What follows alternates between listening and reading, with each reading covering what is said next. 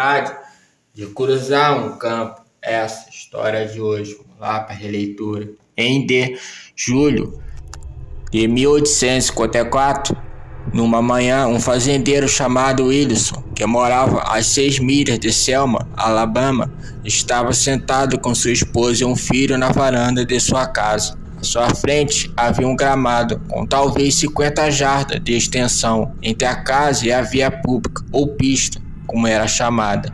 Para além dessa estrada havia um pasto rasteiro de cerca de 10 acres quadrados, plano e destruído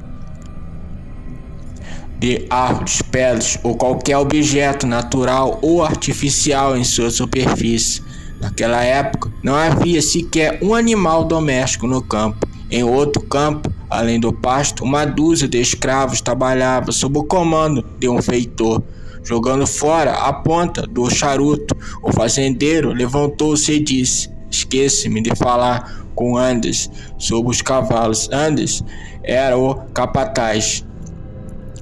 Wilson percorreu vagarosamente o caminho descasgalho, colhendo uma flor enquanto andava. Atravessou a estrada adentro o pasto, parando por um momento enquanto fechava a porta de estrada para cumprimentar um vizinho que passava.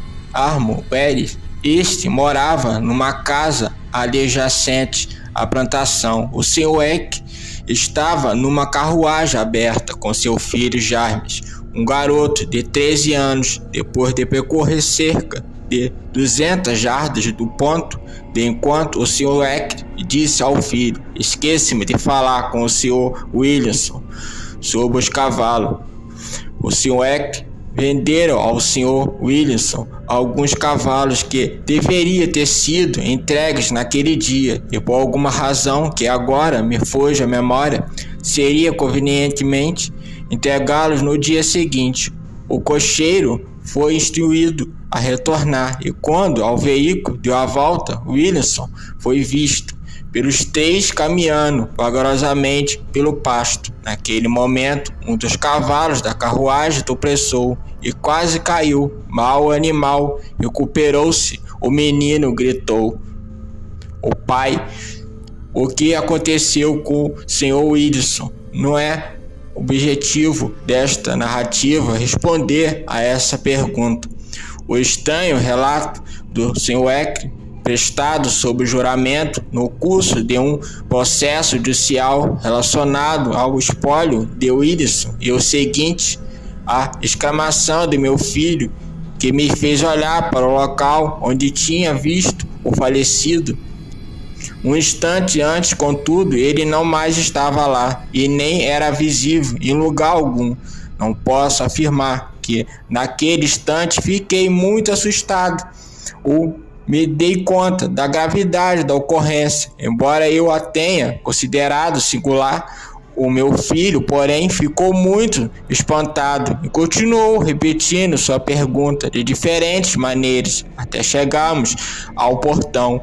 Meu escravo Sam foi igualmente afetado e até mesmo em maior grau, mas penso que tal reação resultou menos de algo que ele mesmo tenha observado, e mais em razão da perplexidade de meu filho. Esta fase do testemunho foi suprimida. Quando descemos da carruagem próximos ao portão do campo, enquanto Sam estava enforcando a parelha no cercado, o Sr. Wilson, com seu filho nos braços, seguida por vários criados, veio correndo pela calçada, muito excitada, gritando: ele se foi, ó Deus, que coisa horrível!" Bradou ainda outras semelhanças, exclamações, das quais agora não me lembro claramente. Tive a impressão de que se referia a algo mais do que a simples desaparecimento de seu marido, mesmo que isso tivesse ocorrido diante de seus olhos. Seus modos eram selvagens, mas não mais, creio eu, do que seria natural, dadas as circunstâncias. Eu não tenho razões para pensar que nessa altura ela já tivesse enlouquecido. Desde então, nunca mais vi nem ouvi falar do Sr. Wilson, Esse testemunho, como seria de esperar, foi corroborado em quase todos os fenômenos pela única outra testemunha oculta, se que este termo é adequado.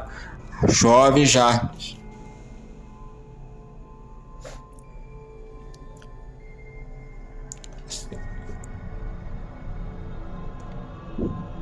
O Sr. Wilson havia pedido a razão, e os criados, é claro, não tinham a prerrogativa de testemunhar.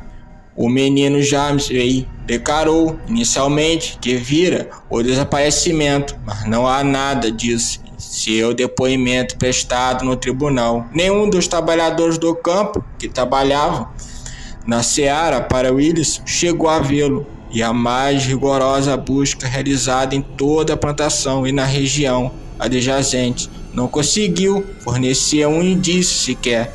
As mais monstruosas e grotescas ficções originárias dos escravos circularam naquela parte do estado durante muitos anos, provavelmente ainda ocorrem até hoje, mas o que aqui foi relatado é certamente tudo o que se sabe sobre o assunto.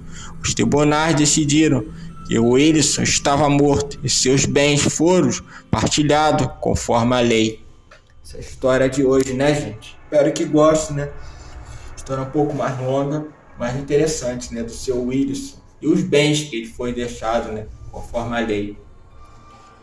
Essa é a história de hoje. Até o próximo vídeo. Se não é inscrito no canal, convida a se inscrever, curtir e compartilhar o vídeo com seus amigos. Até o próximo vídeo.